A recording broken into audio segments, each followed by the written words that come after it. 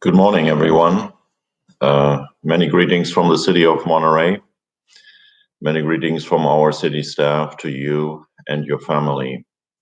We are all grateful for you and your collaboration over the past weeks.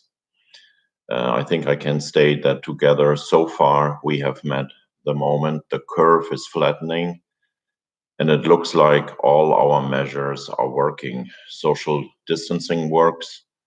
Closures of all non-essential businesses, schools, universities, staying at home, all this is working. So thank you, first of all, for your compliance with all the measures ordered by our governor and also ordered by our county's health officer. Our team and I feel it's important to host another meeting with me sooner than later. And I'm making this commitment to meet through this medium at least every other week with you. I know it's very important that you hear also from me personally what is going on in our city, and I'm committed to do that on a regular basis. And I hope that every time we connect, that we will have something interesting to share. So what has happened since we last talked? Well, I think a good point to start is to talk about last week's or this week's council meeting that we concluded on Tuesday. Aside from several standard elements of our agenda, we awarded a few public works contracts and did a few other administrative items. Our council was talking about two main topics: COVID-19 and the city status, and the second main topic was the city council advised and directed staff on how to react with respect to the extension plans of the Monterey Regional Airport. So let me first talk about the city's efforts with regard to COVID-19. As I stated last time, we repeated to the council that our three main priorities still are public safety, ensuring the city's ability to respond and react to all of you, as well as starting Monterey's economic recovery. I shared with the council that our first responders, police, fire, and public works are fully operational and that they are responding to all kinds of requests. You also heard about our donation drive, and I informed the council that the donation drive was very successful and we received over 1,095 masks to ensure that our first responders continue to be well equipped with their personal protection equipment. Our employees are working remotely using laptops or desktops to log into the city network. We do not plan on calling our employees back to City Hall. Shelter in place applies to most of us, and so we can work from home, and then if we can work from home, we will work from home. Our essential workers, and these are the first responders, they still work from City Hall and the different fire stations. And as you can see today, I'm speaking to you from my home in Monterey. Ned, our assistant city manager, and I have split the work we can have. One of us will always be in the office and the other one will work from home. And today I'm the lucky one. It's my turn to stay at home. So we provided council with an update of our current work schedules. We shared with the council that shelter in place works. And we shared with them also that mostly all businesses have complied with the order. Only a few of our businesses required additional help and education in understanding what shelter in place means and what is an essential business. The other part of our COVID-19 update dealt with three major components, which I will present today to you as well: the city budget, the creation of a local economy stimulus plan, and the creation of a rent payment assistance program. Before I explain those three centerpieces, allow me one sidebar. Please understand that all of us are trying to solve a problem which at the present time we cannot even fully describe, let alone understand. We do not know today how does it look post COVID-19. The whole world has come to a virtual standstill. People have stopped working. People have lost their jobs, not just in Monterey or the United States, but all over the world. Today, we don't even know when we will be back to normal, let alone we don't even know yet what the new normal will be. So yesterday I learned about a good description of this challenge, and I want to share it with you. It's called a black swan event. And what is a black swan event? A black swan event is defined as an unpredictable event that is beyond what is normally expected of a situation, and it has potentially severe consequences. Black swan events are characterized by extreme rarity, their severe impact, and the widespread insistence that they were obvious in hindsight. So, this is the problem we are facing right now, and that's the problem also when we talk about the city budget. 35% of our general fund revenues are based on tourism related businesses, and we have significant revenue losses there as well as in other areas. Our recreation program has stopped uh, delivering services, so revenue losses across the board. So I cannot quantify right now, and that's a response to a Twitter question we are receiving right now, what the actual losses are. We will provide the City Council on April 21st with an honest assessment, an honest estimate of our financial losses. In order to do that, we are working very closely with partners in the community. One of them is the Monterey County Convention and Visitors Bureau. We're using their market data and their insights combined with our own knowledge about our local hospitality industry to come up with an honest assessment of our losses. And as you know, staff's job is not only to present problems, but our job is also to make the council successful in solving those problems. So staff will propose to council several options and how to immediately implement short-term solutions to bring our budget back into balance. Those proposed solutions are not pretty. However, they are necessary to help keep us functioning and to provide us all with city services. These are the core elements of our proposed short-term fixes. We will ask the council to suspend the neighborhood community improvement program. We will propose to council to de-appropriate several capital improvement projects as well as several NCIP projects. We will share with council the need for an immediate hiring freeze, which we have already implemented, as well as our plans to look into service levels. I know that these proposed decisions are difficult for all of us. They go to the core of our city values and our city traditions. However, Monterey is unique to even have these options at our disposal. Only the city of Monterey has a well-funded CIP and NCIP program, which now, with their already allocated budget appropriations, could be used to help offset revenue losses and to preserve our existing service levels. Furthermore, in order to balance our budget, we will need to adjust our staffing levels to the new service levels. In addition to hiring freezes, we need to use attrition as well as other means to save funding. Wherever possible, we need to reduce staffing. This needs to be done through an individual analysis of each and every job. As an example, 2 weeks ago, we proceeded with filling the assistant city forester position.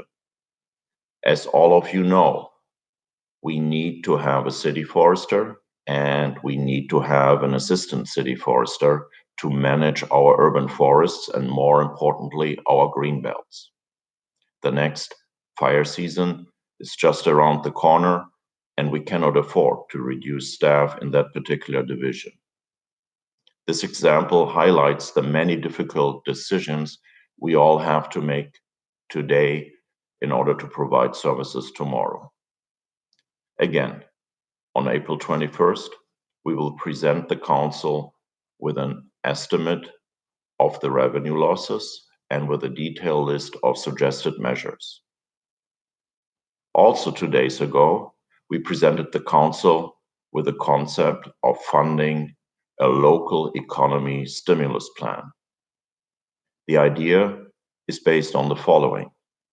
Let's create a city-funded pot of money to provide grants and loans to affected businesses in our community. Let's fund this program using title funds and parking fund reserves, and let's not use general fund reserves. We propose to allocate about $1 million into the local economic recovery fund. The funds should be allocated to support local small businesses. Of course, these include hospitality businesses, but it's also important to support all the other small businesses that we have in our town and that we locals cherish and appreciate. Think of our many hairdress salons, our appliance stores, our print shops, our secondhand stores, our used bookstores, our hardwood stores, etc., etc. But also don't forget all the many trades that are working in our city. So the city funds will be used to augment the federal and the state programs, which are already designed to help. We envision a partnership with the Monterey Peninsula Chamber of Commerce, as well as the Community Foundation, to help us define the program, administer the program, and select the various small businesses. This program is not a subsidy program in my understanding. I think it is a wise and necessary investment into our economy and into all of our recoveries. The third important briefing point was the proposal to create a rent payment assistance program. And the idea behind this program is simple. Let's ensure that the workforce that is serving all those small businesses still is able to stay in their homes. They are our neighbors. They are probably people watching right now. And they are also the backbone of Monterey's quality of life. So the rental assistance program will use housing funds to help employees who lost their work in Monterey. Again, we will not use general fund resources, but we will use housing program funds. And the recently approved CARES Act allocated $152,000 in additionally available funding. It is our objective and our hope that together with the federal funds that we have received, the $152,000, we can create a rent payment assistance program that will also be funded through other housing program funds in the amount of $550,000. So all in all, we proposed to inject at least $1.5 million of city funds into our local economic recovery. By proposing this, we also wanted to send out a clear signal to the others, to the other communities, to consider similar programs for their communities. But also we wanted to send out clear signals to those who are solvent enough within their own business or within their own structures to consider joining the city of Monterey. As always, as it's part of our brand, our staff will continue to augment our funding with all available funding that we can get through federal and state grants. We always want to maximize our funding using other people's funding as well. I'm very grateful for all the support and help we have received. The Monterey Peninsula Chamber of Commerce has become the visible leader of all of our businesses. They are a very understanding and creative partner to the city, and daily we coordinate with them to better understand how we can jointly help our businesses. The Monterey Convention and Visitors Bureau is also part of that equation, and they also work with us on an almost daily basis to provide us with updates of their own estimates. So that was what we presented to the council on Tuesday night. The other part of that evening was dedicated to the Monterey Airport. As some of you know, the Monterey Airport wants to extend their operation on the north side of the airport, as well as considers building a new terminal on the south side. There has been a change in direction. The airport district originally wanted to develop the north side into a light industrial zone using an access road through Delray Oaks. The residents of Delray Oaks have expressed their concerns about that access road, and the airport district decided to switch gears and put the access road through our neighborhood at the Casanova Oak Knoll neighborhood on the north side of the airport. Now, we currently have an access road going to the north side of the airport, going through our neighborhood, and we know how that traffic potentially impacts our neighbors in that part of our town. Creating a new development on the north side will cause problems. So the council on Tuesday night, with the support of about 33 neighbors who have written us comments, decided to send a stern letter to the airport, asking them a bunch of very valuable questions. Staff expressed concerns about the process. Staff expressed concerns about the environmental assessment conducted by the airport district, including having doubts that the current planning and the current EIR is sufficient to even process this amendment. So what I want you to know is that the City Council, together with the staff, is strongly opposing this development, and we are responding to the airport as directed by the Council in writing to express our concerns. So this was the second large item we discussed Tuesday night. So let me go back to the topic that everyone is talking about. This is still the COVID-19 pandemic. I spoke to you about Tuesday night, and it might come across that we are just focusing on budget, we are just focusing on the economy, but we are also talking about the human side of COVID-19 pandemic. And I wanted to fill you in of what we have been doing there. Since we started Operation Outreach, we have now conducted close to 2,000 individual calls to seniors. We're checking up with them, we are chatting with them, we are offering them help.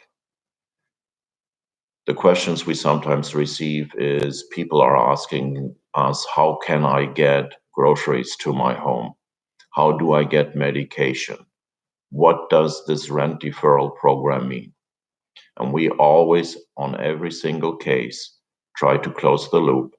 And in every single case, we try to give the seniors the answers that they deserve. And we try to also connect them with somebody else who can help them. This works very well. And I'm very proud of our staff, mainly recreation and library staff, who are conducting those daily phone calls with our seniors in our community.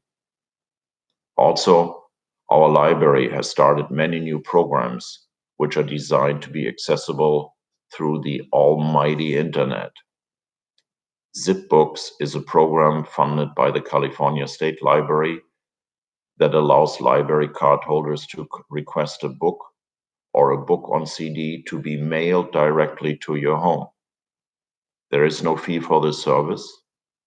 And if you want information about ZipBooks, please go onto the library's website under checkout.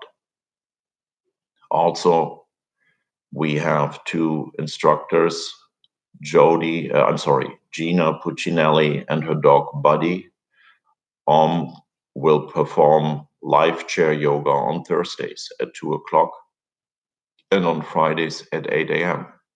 Again, information you can find about this at the bottom right of the library's home page.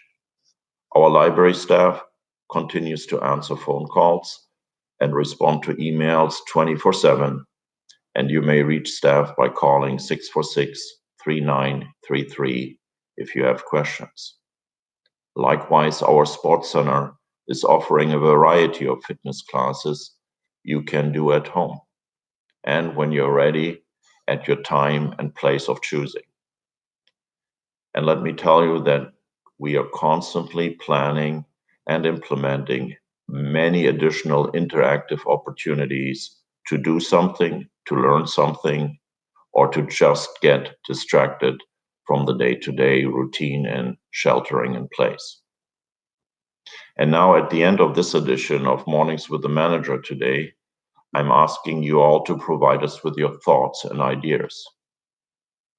You all are watching this video for one reason only. You are engaged in the well-being of our city. So I'm asking you, please share with us what you think. What are we missing? Who do we overlook? What priorities do you want us to implement? I know many of you won't be shy to share your observations with us. Please do that. Thank you. Thank you for watching and for listening. I wish you a safe day. I ask you, shelter in place, stay safe. Monterey was founded 250 years ago. And one day, future generations will look back on all of us, and I'm sure they will look back on all of us with pride. So let's continue to meet the moment, and let's continue to meet this moment in time. So I will now go to the chat box and will try to answer a few of the questions that were coming through the chat box.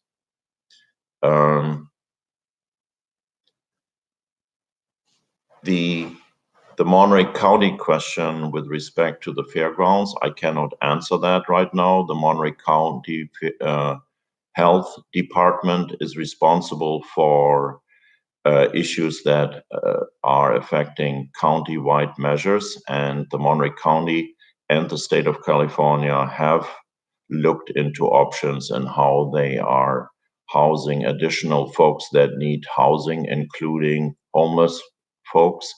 And I cannot really state yet what the outcome of that meeting will be. A question was, is it realistic to think that the Monterey Bay Aquarium and other Keystone businesses can open before we have a robust, rapid, and reliable testing system in place? Again, that's a question that I am not qualified to answer. Is it realistic to do that? I don't know the answer. We have a total different set of experts who will share with us their opinion, and we need to rely on their judgment. Um, how about help for a Monterey resident who owns a small business outside of Monterey? That's a great question as well, and I cannot give you an answer for that. Uh, our objective is that we want to help those businesses that provide employment inside the city of Monterey. The question if we can help someone who owns a small business outside of Monterey, on the surface, I would say no, that's not our mission. Our mission is to help all those folks that employ people inside the city of Monterey. Will all NCI projects be suspended, or will those that are addressing a public safety matter be accepted? Yes, you're right. We cannot suspend any projects that are dealing with public safety. So if we have public safety projects, whether they are in NCIP or CIP, we will take a good look at them. We will analyze them again. And in all likelihood, if they fulfill a public safety need, we will continue them. We will not suspend them. Public safety projects are important. So are projects that are helping with code compliance issues, with ADA issues, as well as with public health issues. So we will look at all those projects as necessary to do.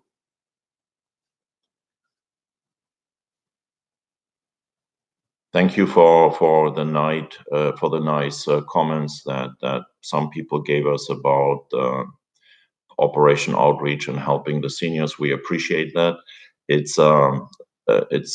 was actually an easy program to start because, frankly, many of our staff members know personally the folks that they are calling right now. We have them all in our data systems. They are participants of programs, and from there we learned if there are others in need, and we call them also. So thank you for the nice comments. It was something that was easy to set up, and it has evolved to a large scale operation. And I am asking our staff to keep it up, to be continually engaged with our seniors.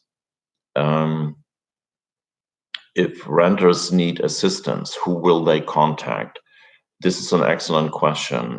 We again we are starting this program right now, and we will need to find the right office, the right partner who will help us to administer this program. I spoke to the council about this and also yesterday during a media call. All those questions that you are asking us today are excellent questions. They are very valid. They will help us to further customize the program. But what we are trying to set up uh, in about 6 to 8 weeks total usually takes 6 to 12 months to set up. So this is a great question that came from one of our residents here in New Monterey, and I wish I can tell you right now how we are going to set this up.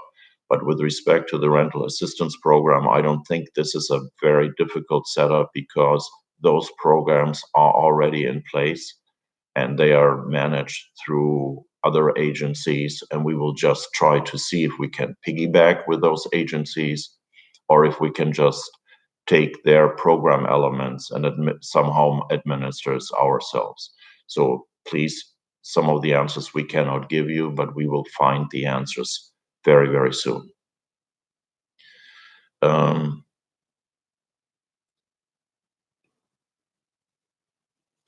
Yeah, Kathy, I don't know what your NCIP question was.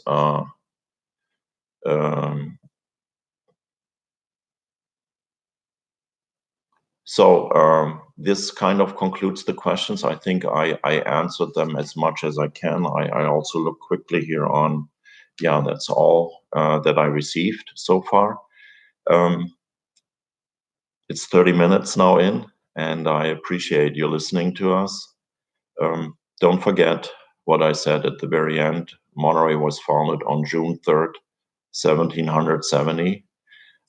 It will be June 3rd, 2020, and I'm sure that we all will be around by that time as well, and we will have a lot of solutions in place, and every new day will be a good day. So thank you so much for all what you're doing for our city. We appreciate your continued help, and I'm looking forward to talking to you sooner or later. I'm always just one email or text or phone call away, so please don't forget that as well. Thank you so much. Have a good day.